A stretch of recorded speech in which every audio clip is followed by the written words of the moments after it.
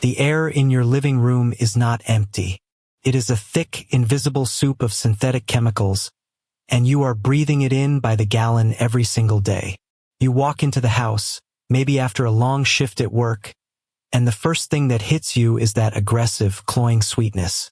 It's supposed to smell like spring breeze or ocean mist, but it smells more like chemical runoff from a factory floor. You plug in that little plastic device, or spray that aerosol can into the stagnant air, and for a moment you feel cleansed. You feel like you've scrubbed the day away. But you haven't. You've just masked the reality with a layer of volatile organic compounds that are slowly settling into your lungs, your carpet fibers, and the dust bunnies under your sofa.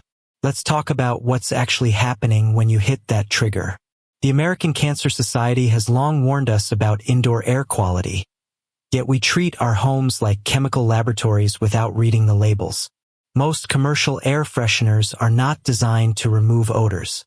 They are designed to overpower them, and in doing so, they release hundreds of synthetic ingredients into the air you breathe. Phthalates, formaldehyde, benzene, acetaldehyde, these aren't just buzzwords on a science textbook page. These are carcinogens, endocrine disruptors, and respiratory irritants that linger in the air for hours, sometimes days. Consider the typical spray can. When you press the nozzle, you are creating a fine mist of particles that can penetrate deep into the alveoli of your lungs. These tiny droplets don't just vanish. They cling to surfaces. They settle on your books, your pillows, your skin. A study published in the journal Environmental Health Perspectives found that women who used air fresheners frequently had higher levels of phthalate metabolites in their urine than those who didn't. Phthalates are linked to reproductive issues, developmental problems in children, and even asthma. And yet, we buy them because the marketing promises a fresh start. Think about the last time you sat on your couch and took a deep breath. Did it smell like fresh linen? Or did it smell like a compromise? A chemical truce between your stale laundry and the lingering scent of yesterday's dinner. We have normalized this toxic cloud.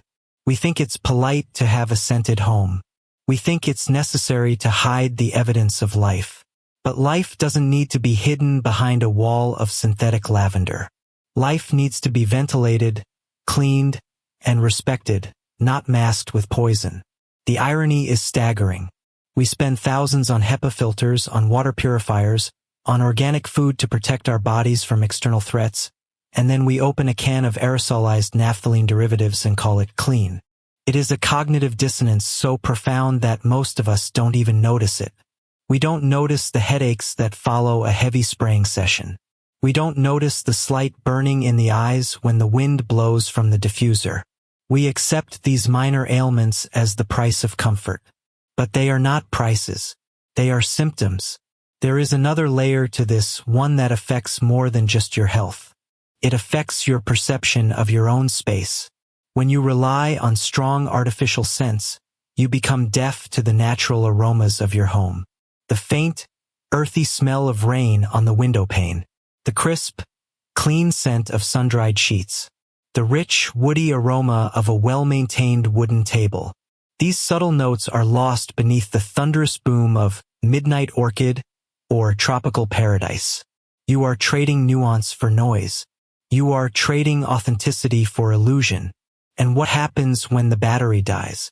When the can runs out, the odor returns, often stronger than before, because the biological source of the smell has been ignored, not eliminated.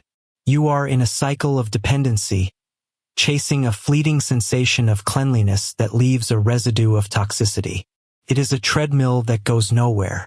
But there is a way off the treadmill. There is a way to reclaim your air, your health, and your sense of space. It doesn't require expensive gadgets or complex chemistry. It requires looking at the ingredients list, understanding what you are putting into your body, and realizing that nature has provided better solutions for millennia. The next step is not just about stopping the harm. It is about starting the healing. It is about discovering scents that nourish rather than numb, that clarify rather than confuse. To do that, we need to look back before we can move forward. We need to understand the ancient art of purification, the simple, potent power of plants that have been used for centuries to cleanse both air and spirit. This brings us to the first recipe, a solution that is as effective as it is elegant, and one that will change how you perceive the air in your home forever. The air in your home is not empty. It is a chemical cocktail, and for many of us, the primary ingredient is a headache waiting to happen. We think of synthetic fragrances as invisible clouds of pleasantness, but they are actually dense cocktails of volatile organic compounds that assault our nervous system with the subtlety of a sledgehammer. When you spray that lavender mist into the hallway, you aren't just masking odors. You are introducing a complex mixture of phthalates, aldehydes, and benzene derivatives directly into your respiratory tract. These chemicals don't just sit there. They evaporate rapidly, turning from liquid to gas in seconds, filling every corner of the room with molecules small enough to pass through the blood-brain barrier. This is where the pain begins. The human brain, specifically the limbic system which processes emotion and memory, is wired to detect these synthetic anomalies as threats. It's an evolutionary holdover. In nature, strong, sharp smells usually mean rot, poison, or fire. Your brain doesn't have the luxury of context. It doesn't know that the sharp scent of lemon polish is meant to clean your kitchen counter. It only knows that the signal is aggressive, unnatural, and potentially dangerous. So it triggers a stress response. Cortisol spikes, blood pressure rises, and then comes the throb behind the eyes, the tightness in the chest, the sudden fatigue that hits you right after walking into a newly scented room. Consider the specific chemistry of a common synthetic fragrance oil. Most mass-market air fresheners rely on a base of diethyl phthalate, a solvent used to help the scent last longer on surfaces. Phthalates are endocrine disruptors, meaning they interfere with your hormonal balance. But before they even get to that level of systemic damage, they cause immediate local irritation. The mucous membranes in your nose and throat react to the high concentration of volatile organic compounds by swelling slightly, reducing airflow, and triggering inflammation. This is why people who suffer from migraines or cluster headaches often report their symptoms worsening in stores like Bath and Body Works or in homes that heavily use plug-in diffusers.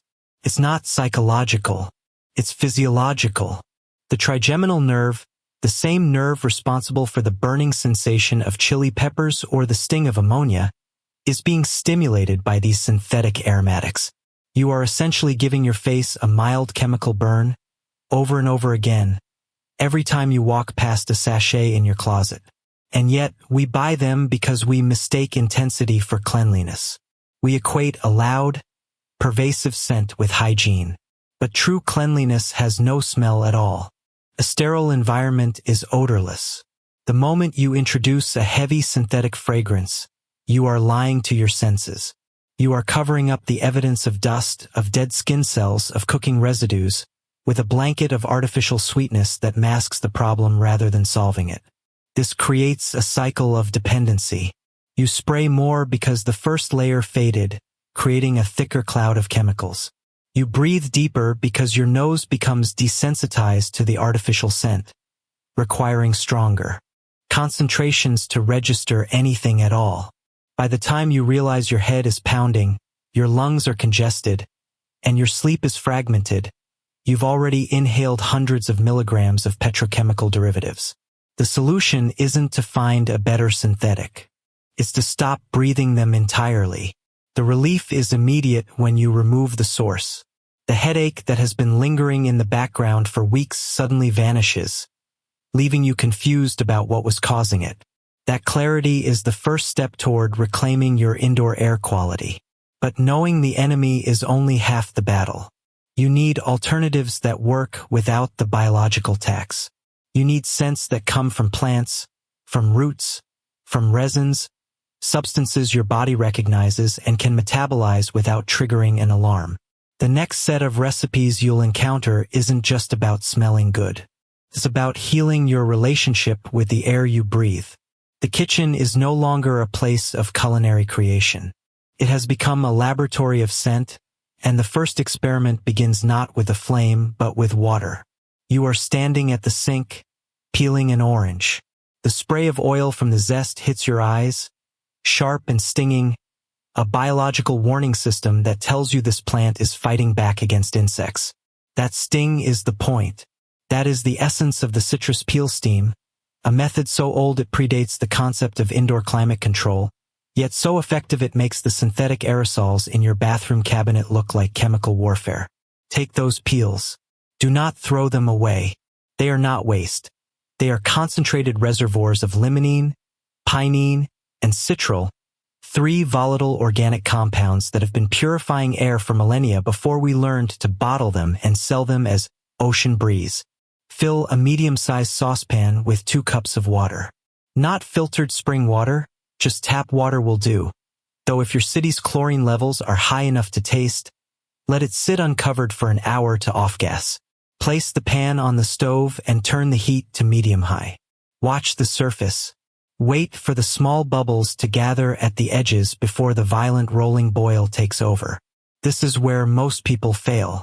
They rush the process, throwing in dried lavender or cheap essential oils too early, scorching the delicate terpenes into bitter, acrid smoke.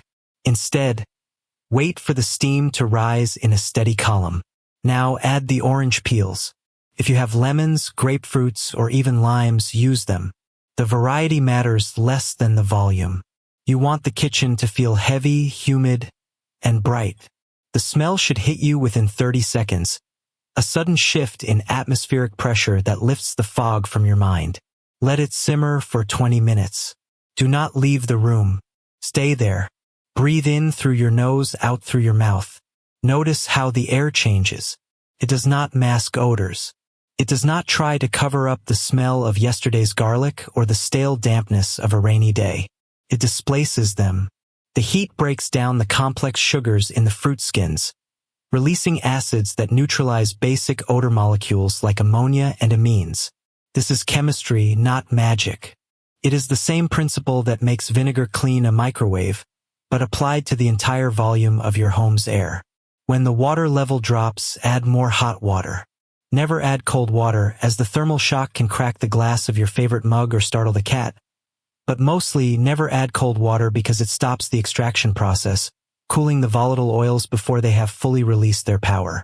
After 20 minutes, remove the pan from the heat. Let it cool slightly, but keep the lid off. Transfer the liquid and the softened peels into a large jar. This is your concentrate. It will last in the refrigerator for 2 weeks. Maybe 3 if you are careful. But do not store it for long. The moment the oxidation sets in, the fresh top notes turn sour, smelling faintly of rancid butter and old plastic. Use it now. Dilute 1 part of this citrus. Steam concentrate with 4 parts of distilled water in a spray bottle. Shake it vigorously. Spray it into the corners of your living room, under the sofa cushions, inside your car's footwells. The smell will linger, but it will be clean. It will smell like a morning market in Seville, not like a factory in New Jersey. You might think this is simple. It is. Simplicity is often mistaken for inadequacy in a world that sells complexity as value. We buy expensive diffusers that require proprietary pods, plugged into smart hubs, controlled by an app, generating Wi-Fi traffic and e-waste. This requires nothing but a pot, some fruit, and 5 minutes of attention. It is active participation in your own environment. You are not passive. You are engaging with the source of the scent, understanding its origin, its decay, and its release. When you smell the citrus steam, you are not inhaling a diluted ethanol solution masked with synthetic musk. You are breathing the actual breath of the tree. It is alive.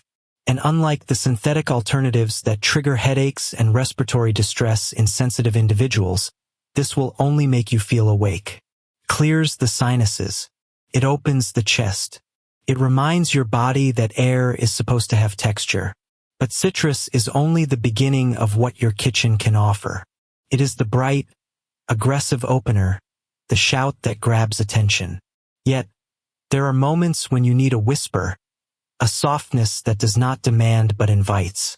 There are ingredients that sleep on your shelf, waiting for a different kind of heat, a slower burn, a gentler extraction. The next recipe requires patience you did not know you had. It involves a spice that has been worth more than gold in certain centuries, and a process that takes hours, not minutes. If you think the citrus steam was transformative, wait until you understand the alchemy of slow steeping roots and barks. The air in your home is about to change again, and this time, it will settle deep into the fabric of your furniture, lingering in the dark corners where light rarely reaches. The previous chapter left us in the shadows, watching the chemical mist settle into the upholstery. But there is a far more honest way to treat your linens. Stop buying plastic bottles of synthetic perfume that promise freshness but deliver a headache. Instead, look at the linen closet. Look at the cotton sheets you sleep under every night. They are not just fabric.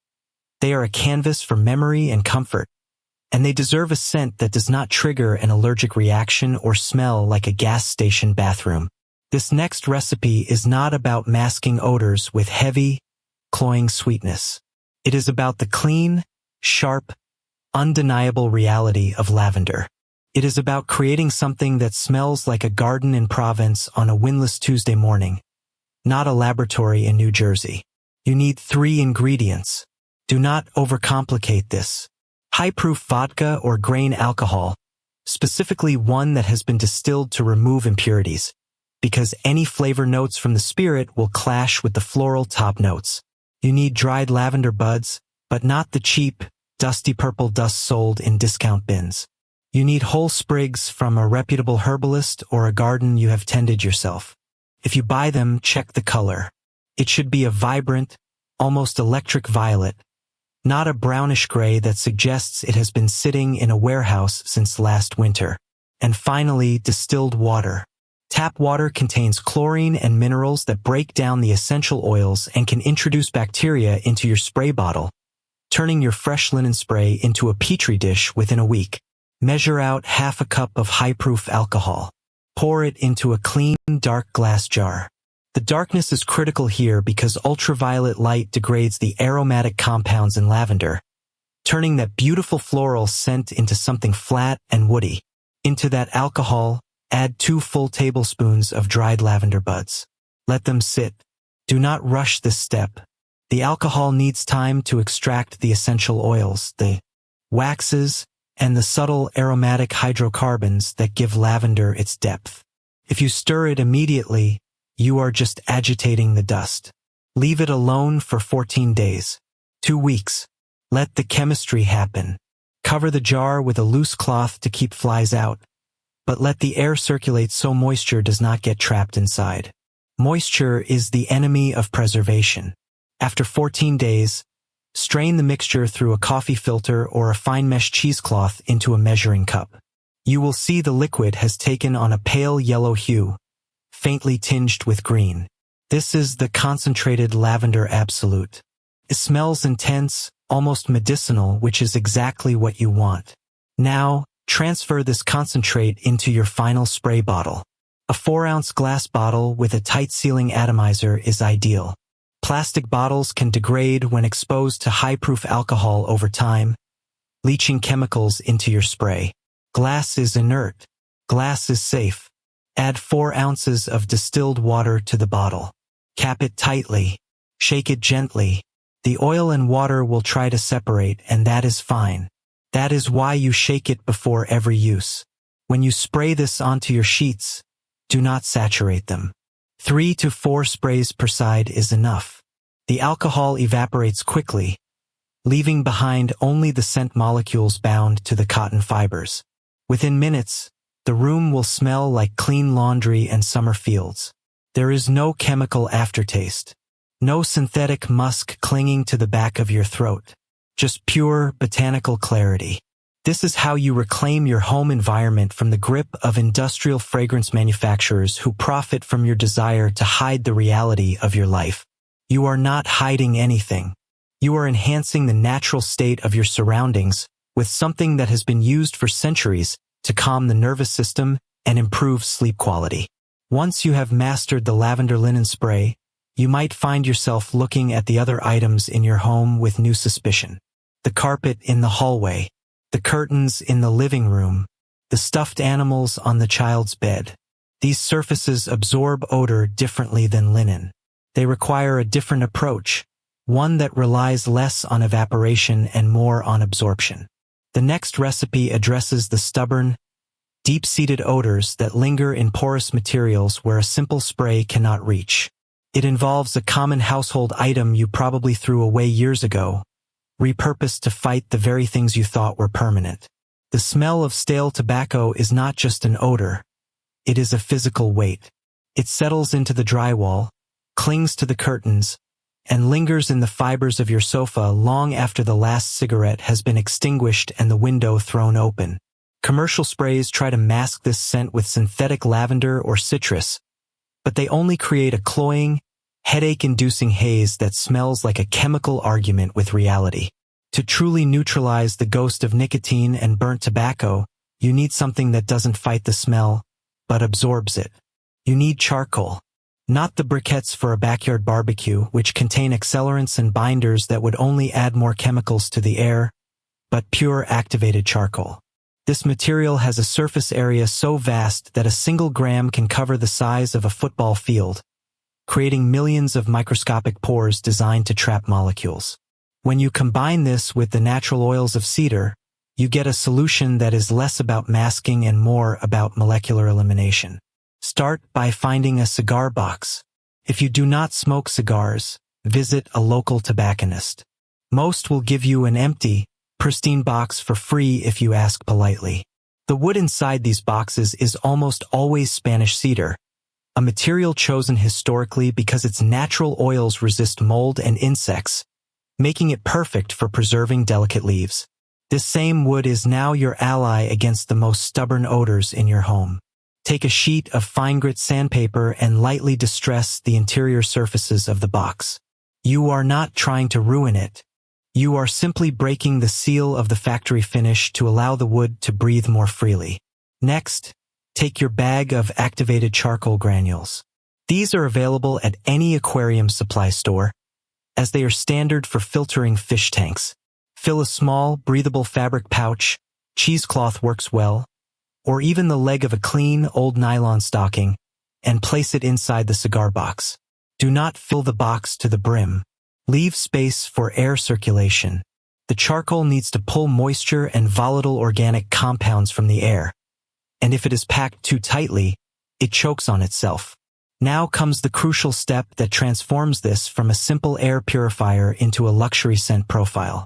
Add 3 whole cinnamon sticks and a handful of dried orange peels to the box.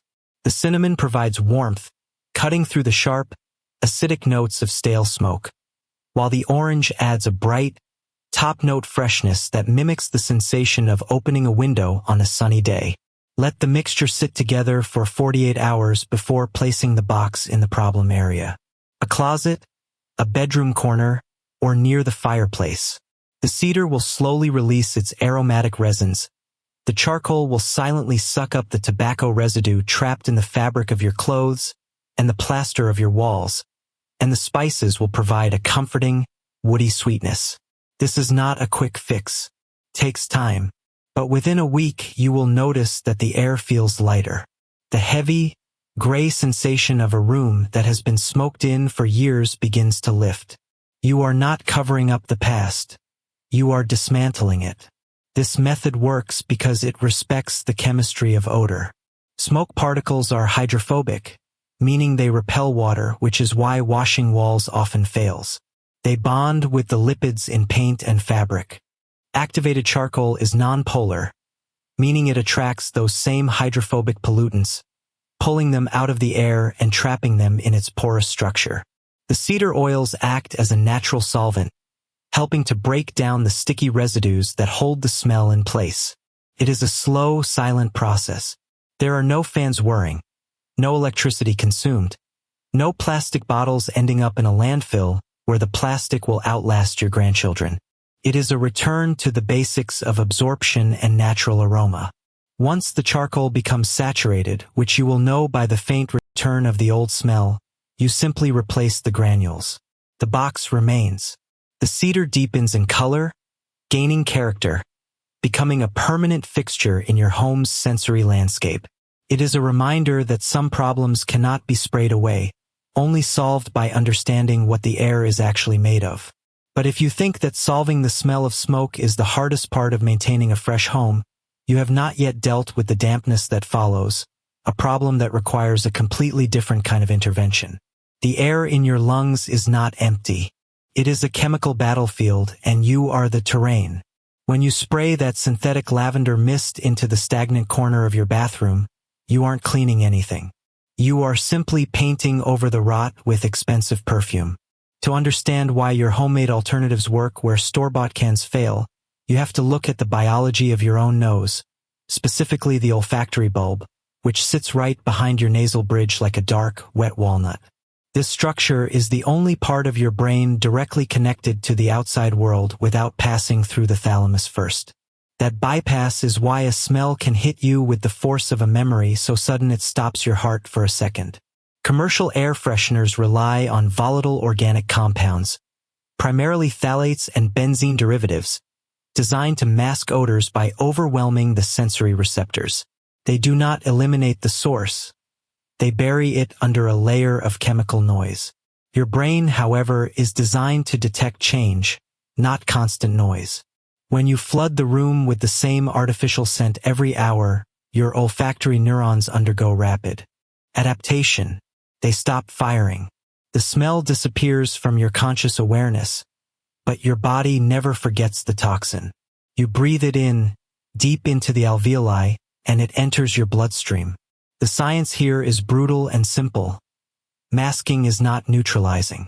Neutralizing requires breaking down the molecular structure of the odorant itself. This is where the chemistry of essential oils diverges sharply from the chemistry of aerosol sprays. Terpenes, the primary constituents of citrus peels and pine needles, are not just fragrant. They are reactive. Limonene, found in high concentrations in orange oil, acts as a solvent for many organic pollutants. It doesn't just cover up the smell of stale smoke or old coffee. It interacts with the molecules causing the odor, altering their volatility. When you mix distilled white vinegar with water and a few drops of tea tree oil, you are creating a solution that attacks the bacterial colonies producing the smell, rather than hiding them. Vinegar contains acetic acid, which lowers the pH of the surface, making it inhospitable for the microbes that thrive in damp environments. The sharp tang you smell initially is not a flaw. It is the sound of bacteria dying. Consider the receptor sites on your olfactory epithelium. There are roughly 400 million of them in each human nose, each tuned to specific molecular shapes. Synthetic fragrances are complex cocktails of hundreds of unlisted chemicals, creating a chaotic signal that confuses these receptors. Natural essential oils, by contrast, contain fewer, more distinct compounds. Bergamot, for instance, releases bergaptine and linalool in a ratio that triggers a very specific, calming response in the amygdala, the brain's emotional center. This is not magic. It is biochemistry. When you use a natural recipe, you are speaking the language your brain understands. You are providing clarity, not confusion. The dampness you dealt with in the previous step created an environment ripe for mold spores and dust mites.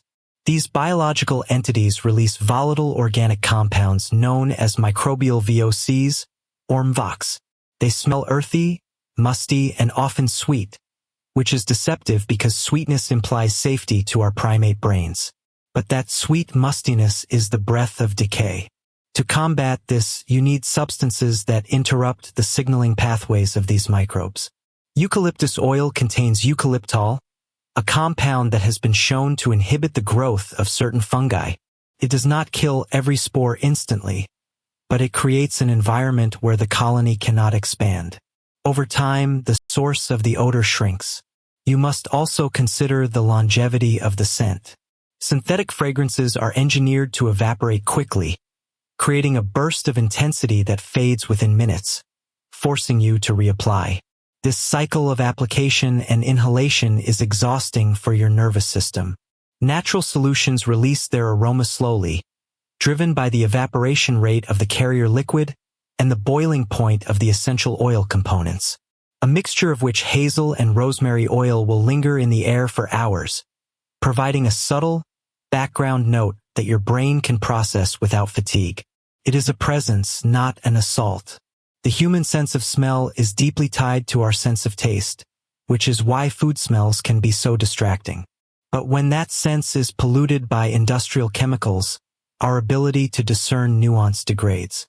We become numb. By switching to recipes based on real botanical ingredients, you are not just cleaning your home. You are recalibrating your sensory equipment. You are teaching your brain to recognize the difference between clean and covered, between fresh and fake. This recalibration takes time. Your receptors need to reset. In the next section, we will explore how to formulate these scents to target specific rooms in your house, using the unique architectural and humidity profiles of each space to maximize effectiveness. The math here is not subtle. It is brutal, cold, and written in numbers that do not care about your brand loyalty or the glossy packaging on the supermarket shelf. When you look at a can of aerosol air freshener, you are looking at a financial black hole. Let's take the most ubiquitous offender, the standard pine-scented spray found in nearly every household in North America. A single can retails for approximately $3.50. That sounds cheap until you realize it contains roughly 800 sprays. If you use 2 sprays a day to mask the lingering scent of wet dog or stale coffee, that can last barely 4 months.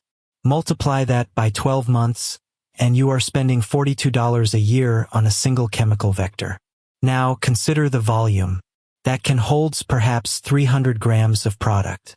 You are paying $14 per 100 grams for pressurized propane, ethanol, and synthetic fragrance oils derived from petrochemicals.